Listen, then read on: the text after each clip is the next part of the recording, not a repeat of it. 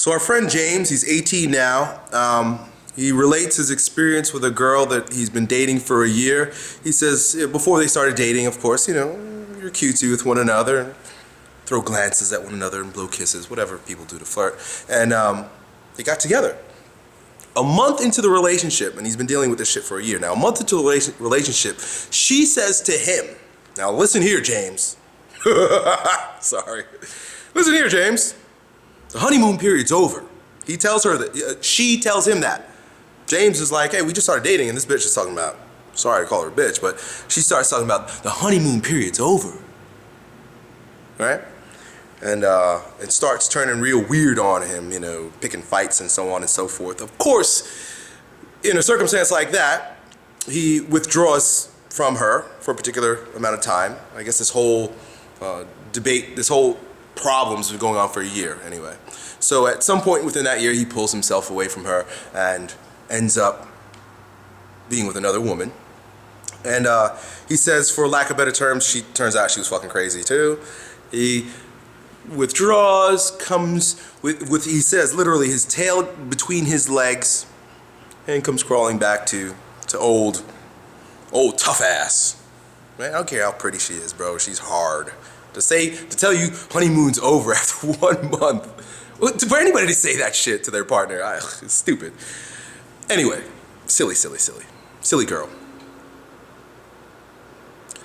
So now he's with her again, but things are only getting worse because now she is constantly reminding him that he left her and he was with another girl, and the whole fucking thing's ugly.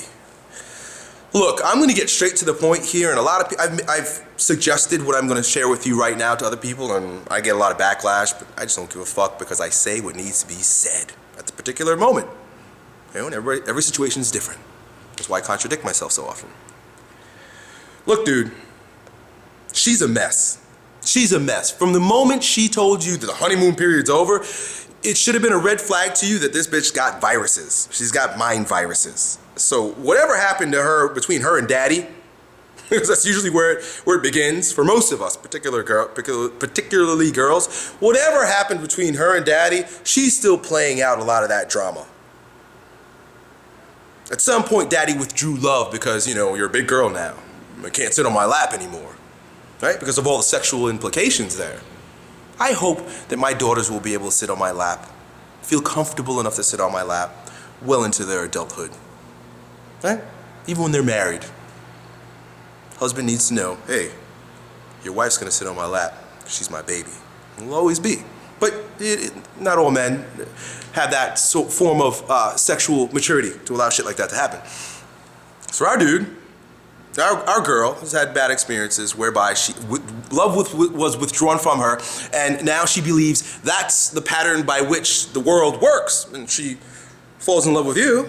You know, you have this honeymoon period that she literally gave a name. We could call it pre-Oedipal, if you're a Freudian.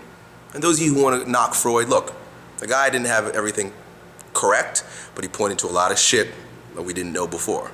So they would call that pre-Oedipal.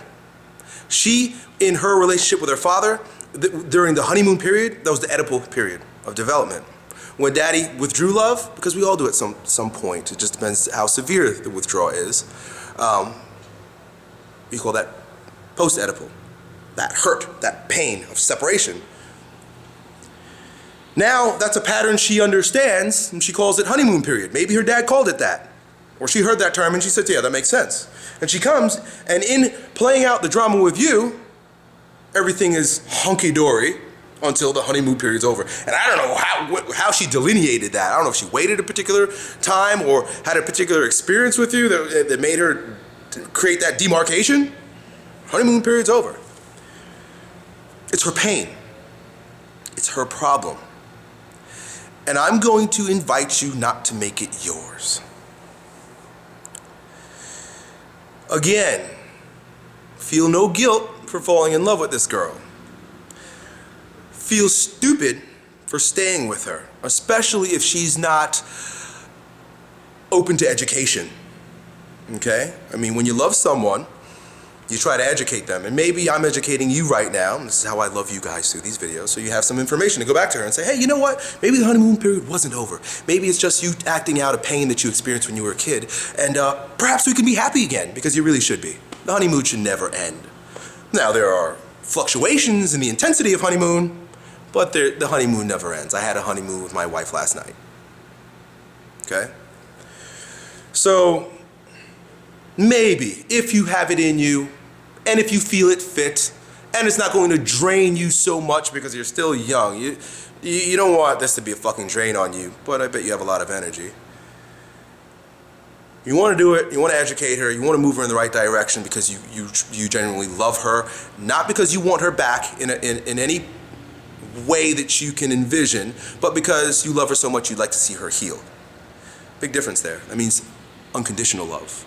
We love her without condition, meaning I don't need to own you after I fix you or help you. We don't really fix anyone. Or cut and run, brother. Let's get the fuck out of there. You know, I mean, it was one experience, you learned something, move on. Check her out on Facebook 10 years from now. And you'll either say, wow, you know, I'm happy you got your shit together, or you'll say, boy, I saw that shit coming. Done.